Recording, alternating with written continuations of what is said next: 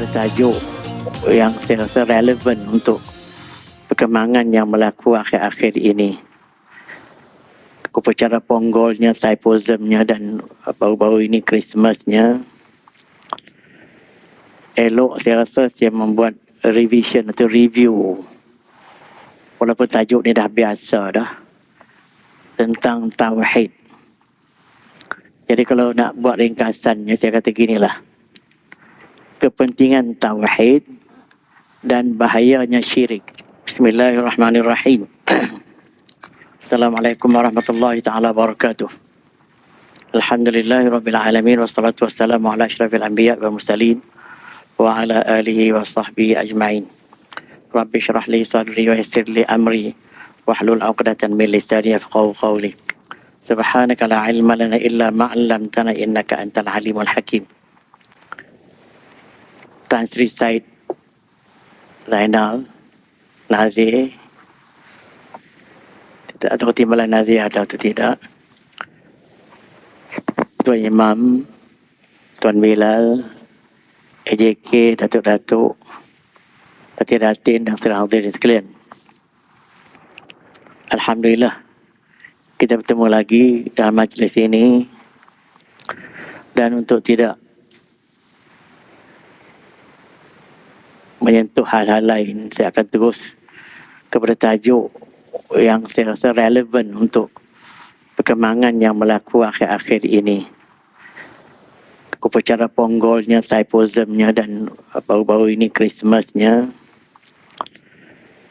Elok saya rasa saya membuat revision atau review.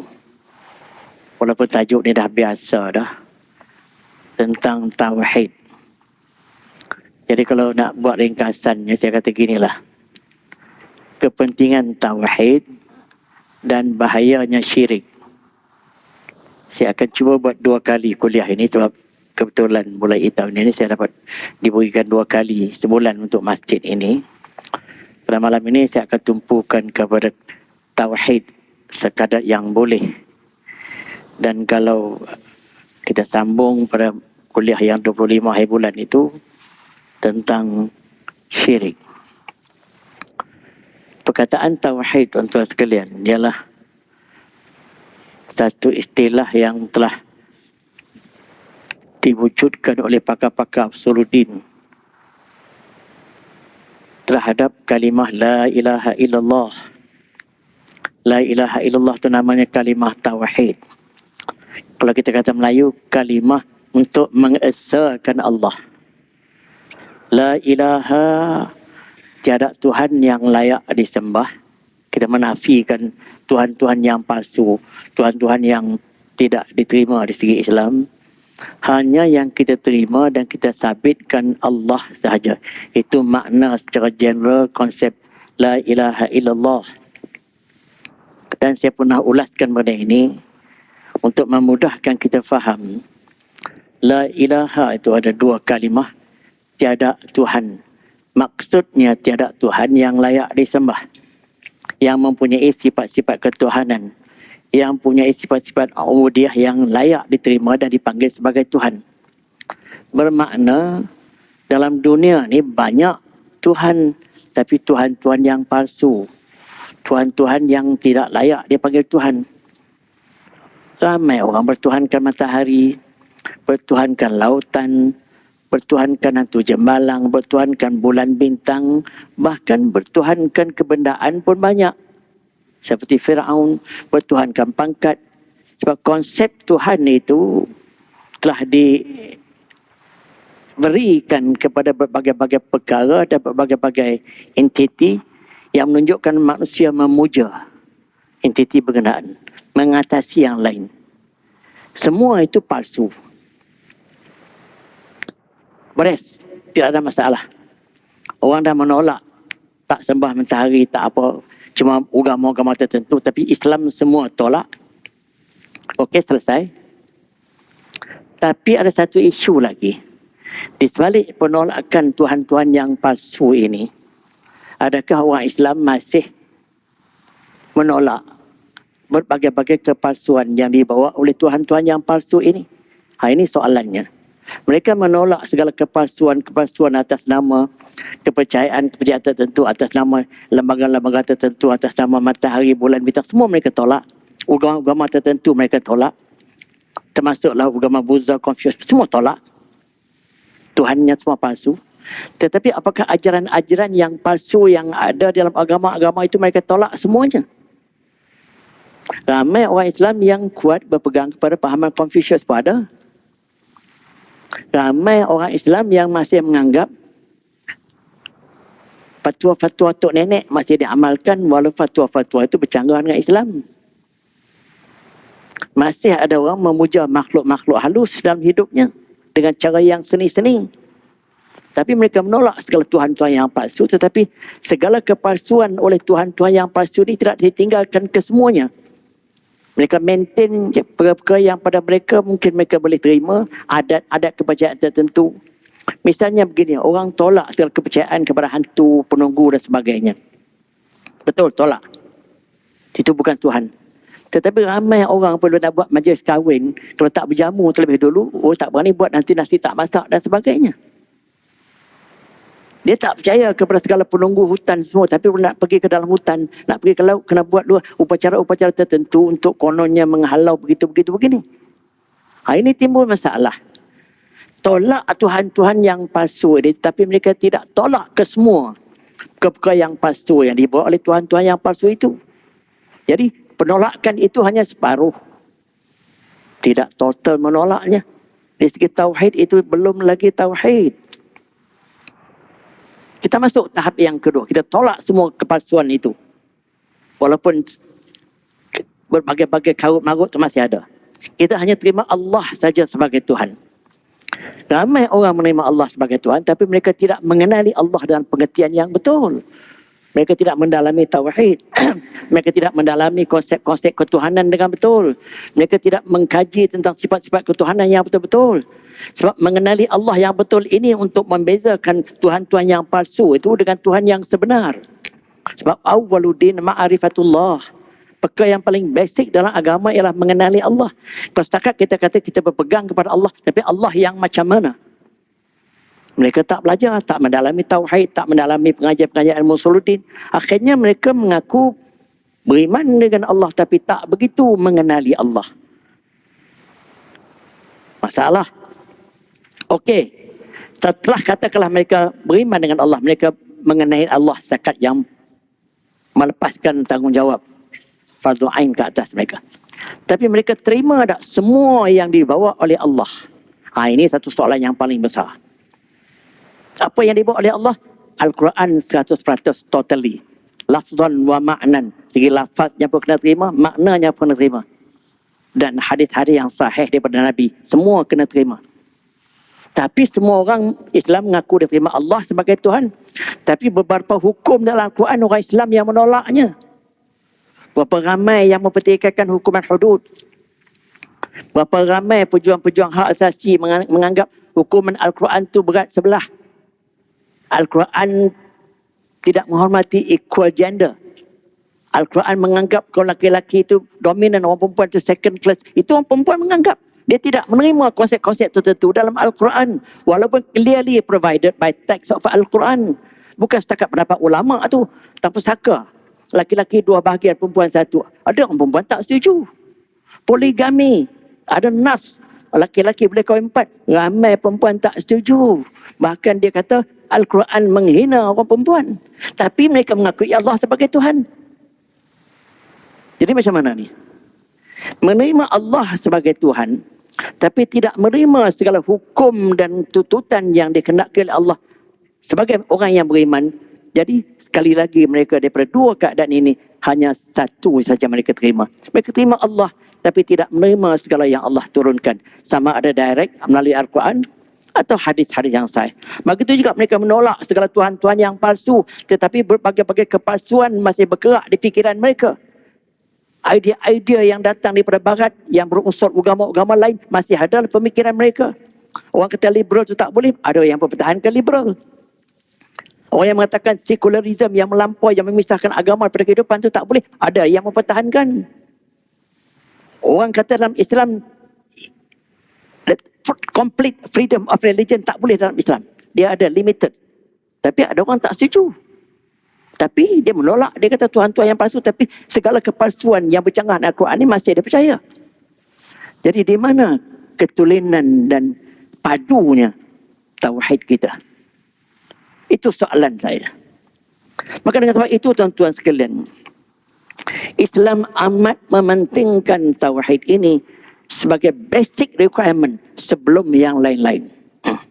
Kalau tauhid ni tak lulus ataupun tak confirm sabit kepada orang berkenaan, nasib masa depannya berbahaya dan amal ibadatnya juga dalam keadaan berbahaya. Wallahu a'lam. Saya akan baca dalam kuliah-kuliah akan datang tentang bahayanya syirik ini. Sebab saya nak pecah pada dua, sebab sini 2 kali. Kalau di masjid-masjid lain sekali saya gabung sekaligus dengan cepat, tapi tak berapa nak detail. Saya akan sebutkan bagaimana bahayanya. Sebab lawan kepada tauhid ialah syirik. Tauhid itu sendiri maksudnya mengesahkan Allah. Syirik itu maknanya mewujudkan Allah tu ada sharing partners. Sebab tu kalau kita kata dalam terjemahan Inggeris, perkataan syirik tu diterjemahkan sebagai Tuhan tu ada partners. Ada orang lain yang atau ada rivalry anda dan min dunillah. Dia tak menolak Allah. Agama lain pun tidak menolak Allah. Bahkan Kristian berjuang habis-habisan nak kepada Allah, bergaduh dengan kita. Tapi Allah yang macam mana? Allah yang ada anak, Allah yang ada isteri. Itu bukan Allah according to Islamic perspective. Agama lain juga begitu. Mereka masih tidak menerima Allah dalam pengertian kita. Tapi ada orang setuju, tak apalah atas kebebasan bersuara Ustaz, kita izinkanlah mereka guna Allah. Ada orang bersetuju. Orang Islam, nasib baik mahkamah kita masih kata no. Hanya diizinkan di Sabah dan Sarawak aja. Kalau mahkamah kata yes, penuh dah Bible yang versi bahasa Melayu Allah itu penuh dari Malaysia ni. Itu semua menyentuh tauhid, tuan-tuan sekalian. Ingat, keselamatan kita dunia dan akhirat ialah keselamatan kita di segi tauhid.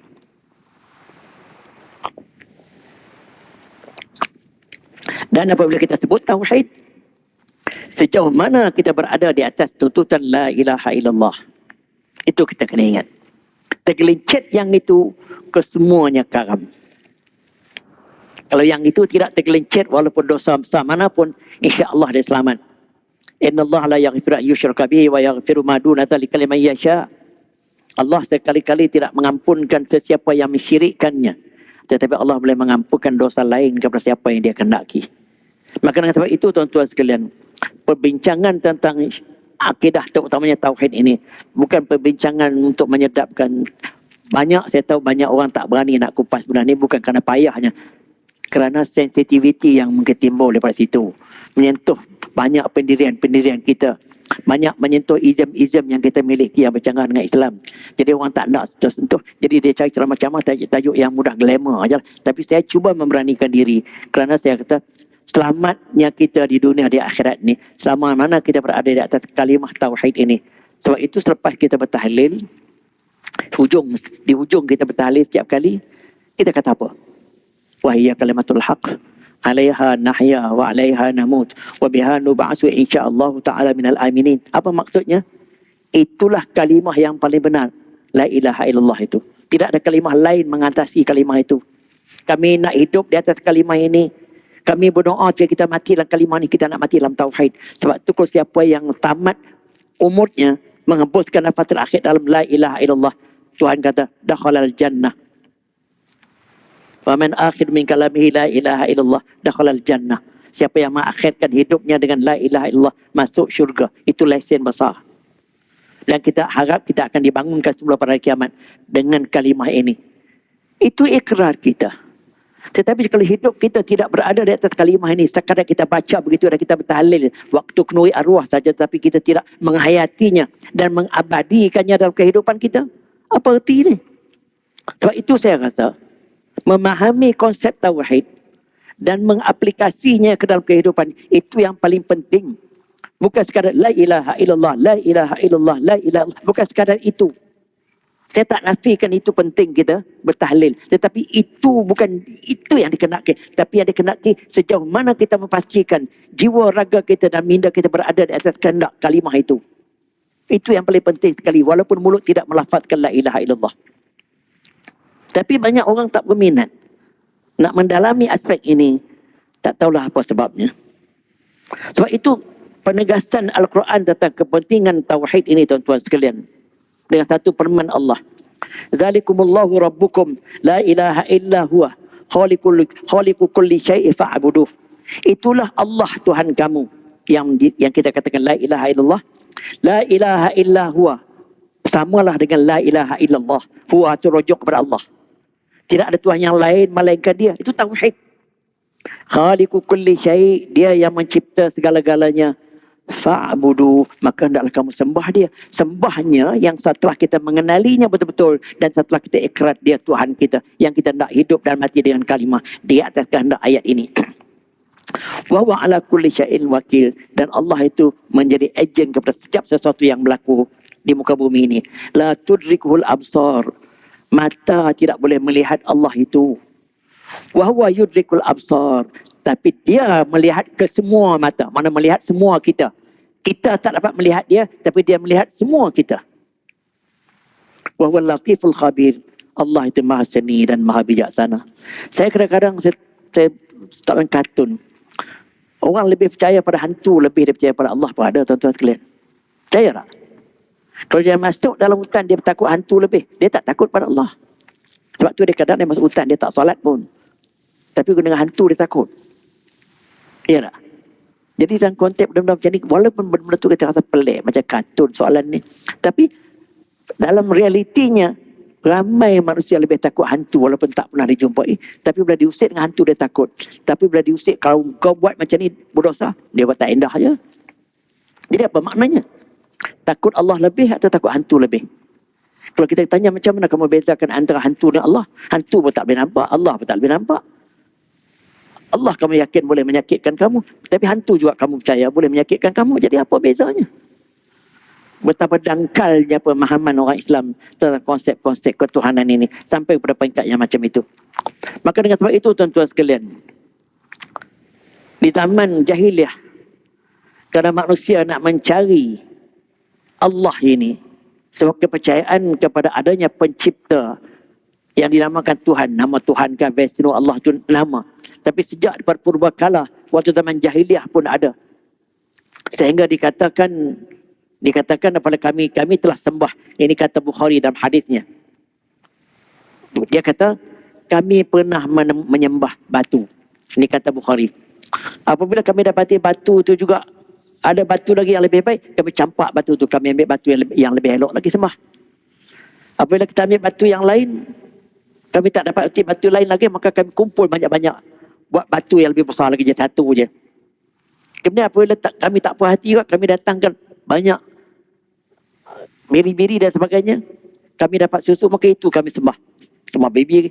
Jadi tak pelik manusia sembah lembu, sembah berhala, sembah apa tu, kerana memenuhi satu kekosongan dalam jiwanya, yang manusia itu memerlukan percaya kepada adanya Allah, tetapi mereka tidak mengenalinya dan tak menjumpainya. Benda ni bukan benda basic, benda fitrah manusia. Maka dengan sebab itu, tuan-tuan sekalian, apabila mari zaman Firaun sendiri dia sebagai Tuhan, maka dipaksa manusia menyembah dia. Kemudian sebelum kedatangan Islam juga, di zaman Paul, walaupun dalam Bible Old Testament itu tidak mengatakan pun Isa itu anak Tuhan, tapi Paul telah menciptakan kerana dia terlalu kagum dengan kehebatan Isa, dia mengatakan Isa itu anak Tuhan. Itu ciptaan Paul dalam tahun 325 Masihi yang mewujudkan konsep Trinity sampai sekarang.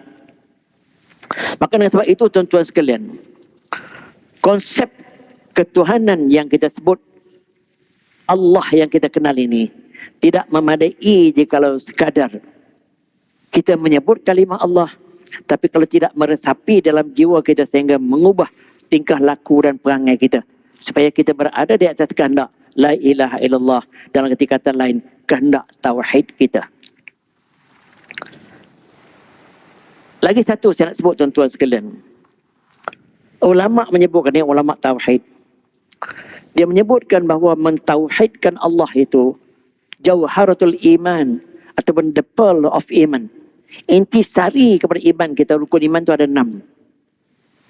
Percaya pada Allah, percaya pada malaikat, percaya pada kitab-kitab, percaya pada rasul-rasul, percaya kepada hari kiamat, percaya pada untung baik, untung jahat. Tapi pokok ke semua akidah ini, tunjangnya ialah Allah.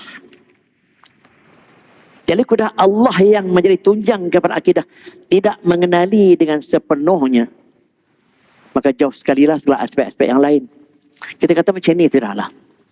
Orang yang mengaku beriman, antara ciri mengaku beriman ialah takutkan azab Allah. Rukun iman yang keberapa tu? Yang kelima, yang keenam kan? Seksa Allah.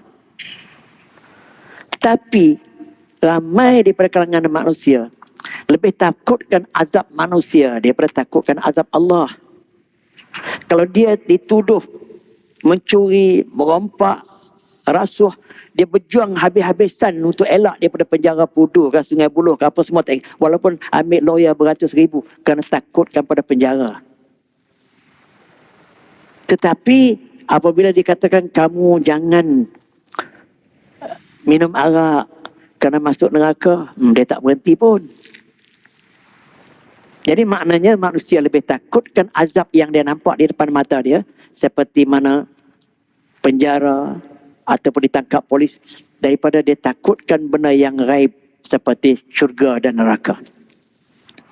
Kalau orang kita nak bagi hadiah berim, dia tunggu daripada subuh sampai pukul 12 tengah hari, walaupun nak dapat dalam 400-500 ringgitnya. Tapi kalau Tuhan kata kalau kamu buat macam ni, kamu pahala kamu di syurga tu tak terhingga banyak, berapa orang yang sanggup buat macam itu? Jadi kalau tahu, walaupun perbandingan saya dia macam kebudak-budakan, tapi manusia lebih mempercayai benda yang dia nampak di depan mata dia. Dia percaya benda yang menguntungkan segera. Dia nampak penjara tu ada di depan mata dia, dengan bergadi, dia takut. Dia nampak pula berim tu dengan serta-merta, maka dia tunggu. Tetapi yang rukun iman percaya kepada seksa, neraka dan syurga tadi tak diendahkan. Di sini di mana kedudukan iman seseorang itu dari segi tauhid. Dia tak tolak, dia kata dia tak percaya, dia tak kata gitu.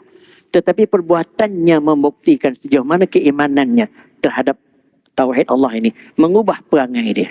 Itu bukti dia. Sebab itu tuan-tuan sekalian, dalam bab agama ini, kalau kita nak bukti lahir saja yang kita nak untuk mengesahkan agama itu betul, bukti lahir tak banyak. Boleh dikatakan 90% lebih keyakinan kita kepada Islam itu, keyakinan hati kita kepada benda-benda yang ghaibiyat, dia panggil, benda-benda yang kita tak nampak tengok, syurga, neraka, akhirat dan sebagainya. Itu yang menjadi penarik kepada orang yang beriman. Tapi berapa peratus yang percaya yang itu? Tuan-tuan ukur. Survei yang pernah dibuat, orang solat dengan sempurna tak sampai 30%. Tapi kalau keduniaan mungkin 100%. Ini yang satu masalah yang paling serius sekali. Perkara basic sebagai seorang Islam pun kita masih belum selesai, iaitu perkara tauhid. Maka dengan sebab itu tuan-tuan sekalian, apabila kepentingan tauhid yang macam itu kita tidak mengendahkan dengan sempurna sehingga menjamin masa depan kita.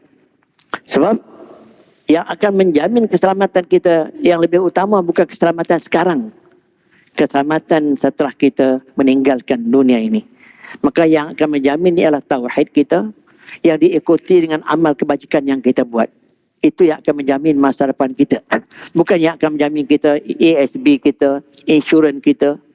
Jadi orang-orang yang tidak mengendahkan benda ni, kita tengok dia berjuang untuk kebendaan tu sampai ke akhir hayat dia. Walaupun dia tak sempat nak guna banyak mana dah. Sebab dia yakin soal benda tu yang menjamin masa depan dia. Security dia, ambil insurans. Kadang-kadang sampai peringkat tak munasabah kita tengok. Tapi dia berjuang juga sebab dia itu yang Tuhan sebut. Fala taghurrannakumul hayatud dunya.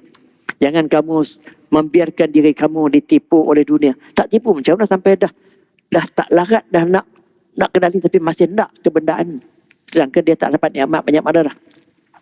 Jadi dengan sebab itu tuan-tuan sekalian, amat perlu kita berwaspada tentang hal ini supaya kita tidak terlarai dengan perkara-perkara keduniaan. Sebab itu tuan-tuan sekalian, tauhid ini secara yang globalnya manusia pecahkan kepada dua grup. Yang pertama sekali ialah dia panggil tauhid dari segi i'tiqad dan juga pegangan kita, pendalaman. Keyakinan kita, pegangan kita tentang aspek-aspek ilmu tauhid atau aspek-aspek rukun iman yang 6 tu. Apa pahaman kita, apa keyakinan kita dan apa pegangan kita. Itu yang pertama. Itu betul ilmiah. Mesti kena mengaji. Dan benda tu mesti diyakini. Bukan setakat percaya tapi tak yakin. Setakat mengetahui tapi tak yakin. Orang orientalis pun banyak mengetahui tapi dia tak berpegang. Contohnya mereka tak berpegang, mereka mengetahui, mereka tak beriman. Tapi ada di kalangan orang orientalis yang mempelajari dan memahami Al-Quran dengan elok. Dia menjumpai berbagai-bagai miracle dalam Al-Quran, dia beriman. Lebih kuat daripada orang Islam pun ada.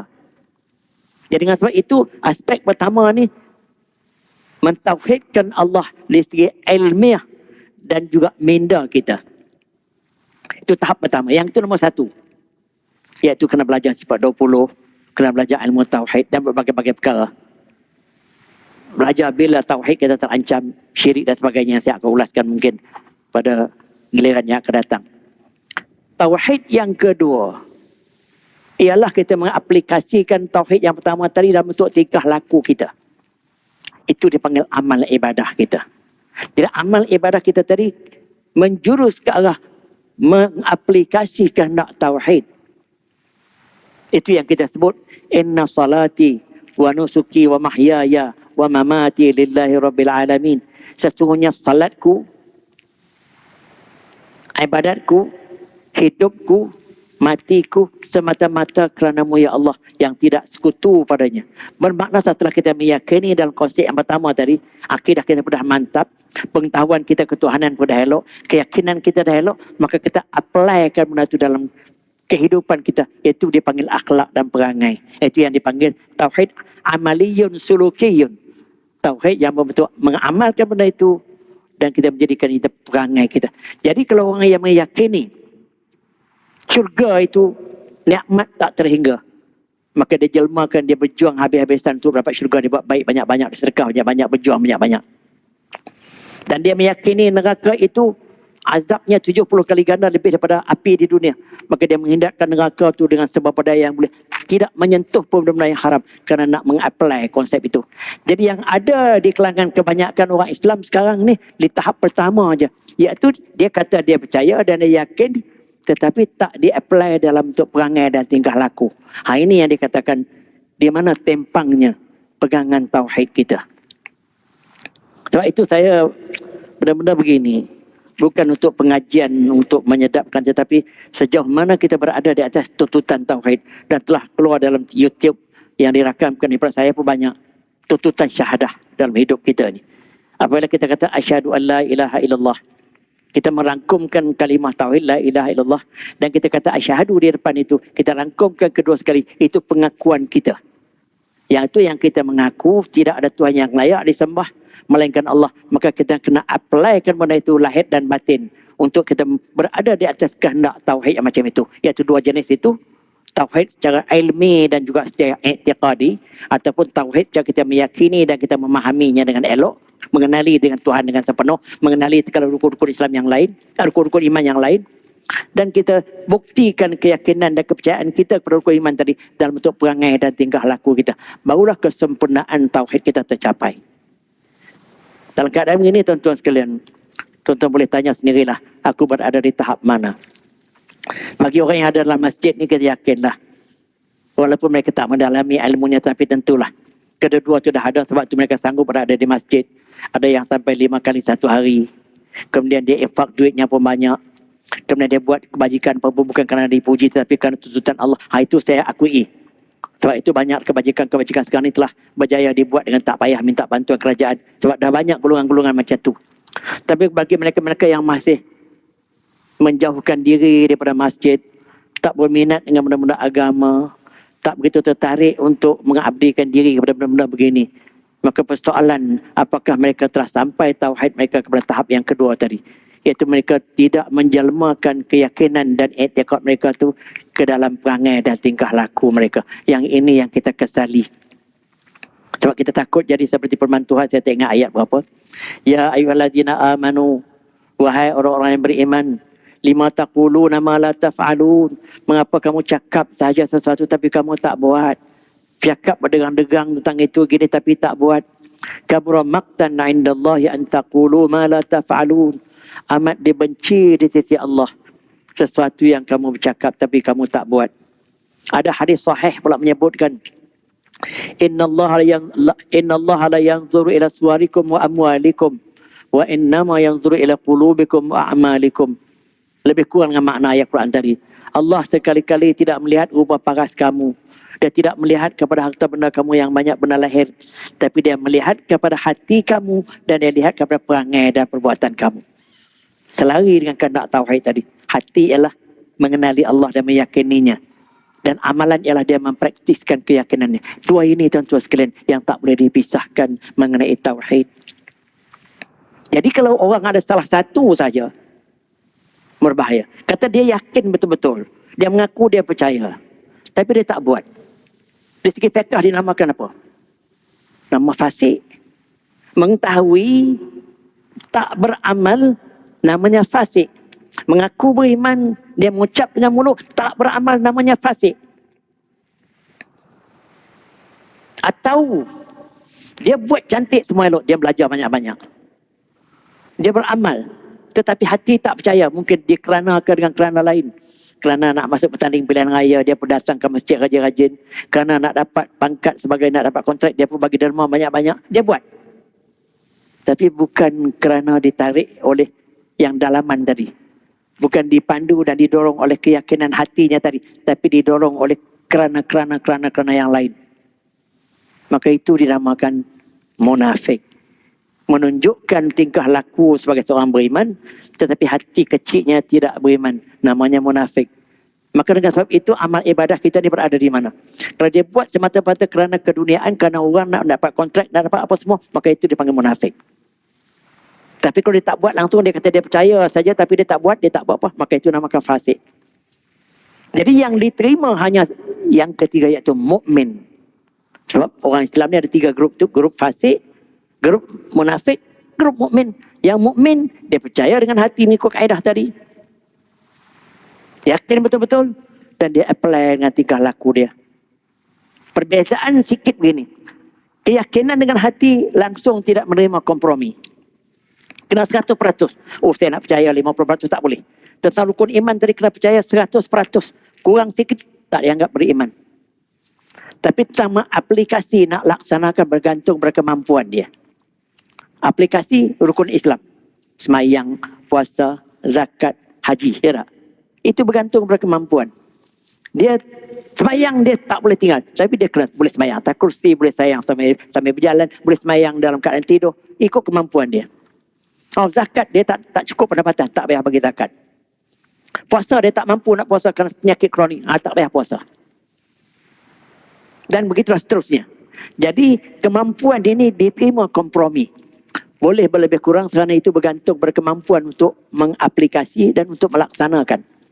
Tetapi dalam keyakinan kepada rukun iman yang 6 itu, dan konsep pertama tadi, tidak menerima sebarang kompromi. Jadi kita berada di mana? Jadi alangkah beruntungnya bagi orang-orang yang keyakinannya pun penuh 100% dan dia mengapply ke dalam hidup pun markahnya tinggi walaupun tak 100%. Kesemua rukun Islam yang 5 tadi dibuat dengan sempurna. Ditambah lagi dengan sunat-sunatnya macam-macam. Maka bertuahlah orang itu dunia dan akhirat. Hatinya pun cantik, mendanya pun cantik dengan etikad yang betul. Dan aplikasinya dalam hidup pun cantik melalui syariat dan akhlaknya. Itu yang kita nak sekali kalau boleh. Yang dikatakan itulah insan yang sempurna, yang betul-betul mukmin indallah wa mukmin indan nas. Beriman di sisi Allah dan beriman di sisi manusia. Itulah ciri yang paling penting sekali. Maka disebut ulama. Ayat surah Al-Ikhlas itu betul-betul menghendaki mengenali Allah dalam konsep yang pertama. Iaitu Tuhan tidak dilahirkan, Tuhan itu satu, Tuhan itu tidak melahirkan anak dan Tuhan itu menjadi tempat tuntutan. Dia panggil itu memenuhi kehendak yang pertama tadi, iaitu dia mengenali Allah secara dalaman hatinya dan juga mindanya. Manakala ayat qul ya ayyuhal kafirun tu aplikasi ibadahnya, iaitu dia tidak berkompromi dari segi ibadah. Sebab dalam qul ya itu katakan wahai Muhammad, aku tak sembah apa yang kamu sembah dan kamu juga tak sembah apa yang aku sembah. Dia ulang 2 kali. bermakna gabungan di antara ayat Al-Ikhlas, Qul Wallah itu. Kita mengenali Allah dalam konsep yang pertama tadi. Dan kita mengaplikasinya dalam ibadah kita dalam konsep surah Qul Ya Ayyuhal Kafirun. Sebab itu dikatakan oleh ulama, Qul Wallah itu fadilatnya menyamai 1/3 Al-Quran. Kalau orang yang tak mampu nak baca Al-Quran banyak-banyak, kata dia tak pandai. Kalau dia rajin ulang baca kuliah dengan Qul Wallah pun pahalanya cukup tinggi. Sebab padunya kedua-dua ayat ini di dalam memenuhi kehendak tauhid dan kehendak amal ibadah dia. Jadi tuan-tuan sekalian, saya akan sambung lagi sikit sebelum saya berhenti ini. Maka di dalam Islam ini, kalimah la ilaha illallah itu ialah moto kehidupan orang Islam. Moto kehidupan orang Islam ialah mentauhidkan Allah, tidak ada yang lain. Kata siapa yang tergelincir daripada pegangan ini, maka semuanya sesat. Saya nak baca satu firman Tuhan surah Al-Hajj ayat 62. Zalika bi anna Allah huwal haq wa anna ma yad'una min dunihi huwal batil wa anna Allah huwal aliyyul kabir. Sesungguhnya Allah itulah yang paling benar. Allah yang kita mengenalinya melalui ilmu tauhid.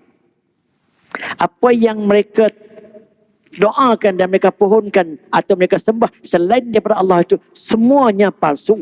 Itu saya katakan yang mula-mula tadi, mereka telah menolak benda itu sebagai palsu, tapi mereka tidak menolak kesemuanya. Ini yang paling bahaya. Dia kata sini semua itu palsu. Maka Allah saja yang betul. Wa anna Allah wal aliyul kabir. Dan Allah saja yang mengatasi yang paling betul daripada semua yang itu. Maka dengan sebab itu tuan-tuan sekalian, apabila kehidupan kita tidak berteraskan tauhid, daripada awal lagi kehidupan kita telah tergelincir. Saya cakap betul. Tak payah kita nak tengok dia silent semayang dia betul tak betul, tahiyat dia baca betul tak betul, itu benda cerita-cerita kemudian. Tapi kepastian yang paling utama sekali, dia betul-betul atau tidak kehidupannya, mindanya, hatinya berada di atas tauhid atau tidak. Orang lain tak boleh tentukan, dia yang tentukan. Bagaimana dia nak menentukan? Dia kena belajarlah. Dia kena ambil tahulah tentang hal tauhid.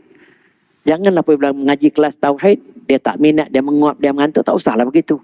Takut-takut dia begini tuan-tuan sekalian, walaupun joke saya kata, dia menyembah Allah, tapi dia tak mengaji tauhid, dia tak mengaji usuluddin. Dia menyembah sesuatu yang dia tak kenal. Macam mana? Dia berdoa kepada Allah, tapi dia berdoa, dia minta kepada orang yang dia tak kenal. Tentulah permohonannya payah. Kita bagi surat kepada satu postman, kita tak bagi alamat, dia nak pergi bagi kat mana? Kita kena bagi dah alamat. Kalau sekarang ni bagi alamat waste, location dan sebagainya, boleh cari jumpa. Jadi itulah contohnya. Jadi bagi orang-orang yang amal ibadah kita ni sebagai membuktikan tahap yang kedua. Tahap yang pertama kita mengenali Allah. Tahap yang kedua kita mengamalkan amal ibadah. Tapi kalau tahap yang pertama dia tidak begitu mengenali Allah, kerana dia tidak betul-betul mempelajari ilmu tauhid, dia tidak mendalami tauhid, dia tidak begitu mengenali Allah sebab dia tidak mendalami tauhid. Sebab awwaluddin ma'rifatullah, awal agama mengenali Allah. Jadi tiba-tiba dia semayang puasa apa semua, kita bimbangi sejauh mana semayang puasa zakatnya akan sampai kepada targetnya iaitu Allah. Itu yang kita bimbang. Kita tak boleh pinpoint kata tetap tak sampai tak tahu, terpulang kepada Allah. Tapi dia yang Tuhan punya diri, dia sedarlah. Jadi dengan sebab itu tuan-tuan sekalian, mentauhidkan Allah ini bukan di zaman Nabi je. Sejak pada Nabi Adam, perintah mentauhidkan Allah ni dah ada. Cuma diselewengkan. Dalam beberapa ketika datang pula Nabi lain. Saya bagi contoh antaranya. Tuan-tuan tengok. Tuhan sebut dalam firman-Nya surah An-Nahl ayat 36. Walaqad ba'asna fi kulli ummatin rasulan an ya'budullaha wajtanibut taghut.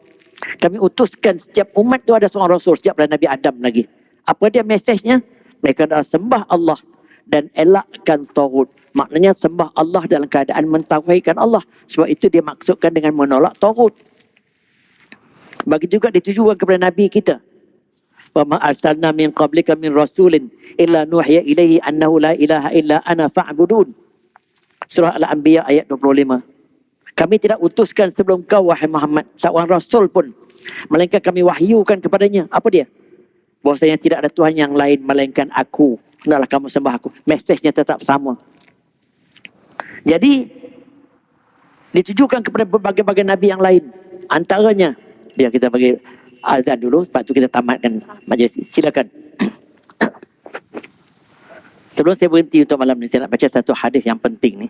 Mesej yang saya terakhir ni, mesej Allah kepada semua para rasul ialah menyembah Allah Tuhan yang satu. Kepada Nabi Nuh, Hud, Saleh, berbagai-bagai ayat yang saya tak sempat nak bawa pada malam ini. Tapi saya nak tunjukkan satu hadis yang penting ni. Ketika Nabi sedang menunggang unta dengan Muaz bin Jabal, salah seorang sahabat yang terkenal lah, nak menceritakan bahawa kedudukan beribadah dan mentauhidkan Allah ni amat penting. Dia kata, Muaz ni kata gini, kuntu radifan Nabi sallallahu alaihi ala himar. Aku telah menunggang unta bersama-sama dengan Nabi di atas seekor unta, berduaan, bermakna macam dia menumpang Nabi di belakang, macam kita naik Vespa, kita duduk belakang. Jadi Muaz gitu.